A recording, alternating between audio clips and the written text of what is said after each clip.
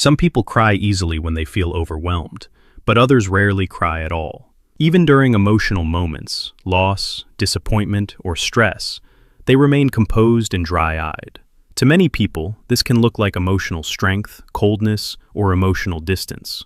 But psychologically, people who never cry often have a complex relationship with emotions, rather than an absence of them. One common reason is emotional conditioning. Many people grow up hearing messages like, "Don't cry," "Be strong," or "Crying is weakness." Over time, the brain learns to suppress the physical response to sadness. Instead of releasing emotion through tears, the person learns to control it internally. Eventually, this control becomes automatic. Another factor is emotional regulation style. Some individuals process emotions more cognitively than physically. Instead of expressing feelings through tears, they analyze them, think about solutions, or distract themselves with activity. Their brain prefers problem solving rather than emotional release. For others, not crying is connected to emotional numbness.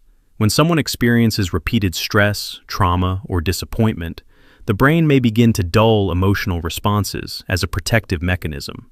This doesn't mean the person feels nothing. It means their nervous system has learned to reduce emotional intensity to prevent overwhelm. There is also a strong link between crying and vulnerability. Crying exposes a person's emotional state very openly. For people who are uncomfortable with vulnerability, tears can feel unsafe. They may fear being judged, misunderstood, or appearing weak in front of others. As a result, their mind blocks the response before it appears. Personality can also play a role. Some individuals naturally have lower emotional reactivity. They still feel emotions deeply, but the physical expression is more controlled. Their emotional responses tend to appear through quiet reflection, silence, or withdrawal, rather than visible tears. Cultural and social expectations influence this behavior as well. In many societies, especially for men, crying is discouraged. Over time, these expectations shape how people learn to express emotions.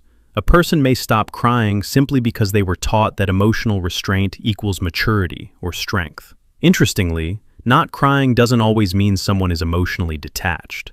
Many people who rarely cry still feel sadness, empathy, and love very strongly. Their emotions may simply appear in different ways, through actions, loyalty, silence, or thoughtful behavior. However, never releasing emotion can sometimes create internal pressure.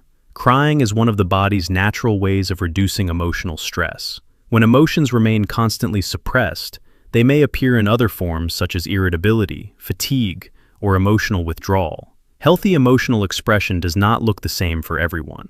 Some people cry as a natural release, while others process feelings quietly inside their mind.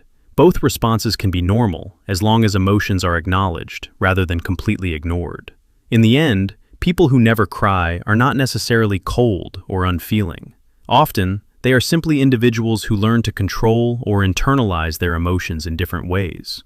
Their feelings still exist. They are just expressed through silence rather than tears.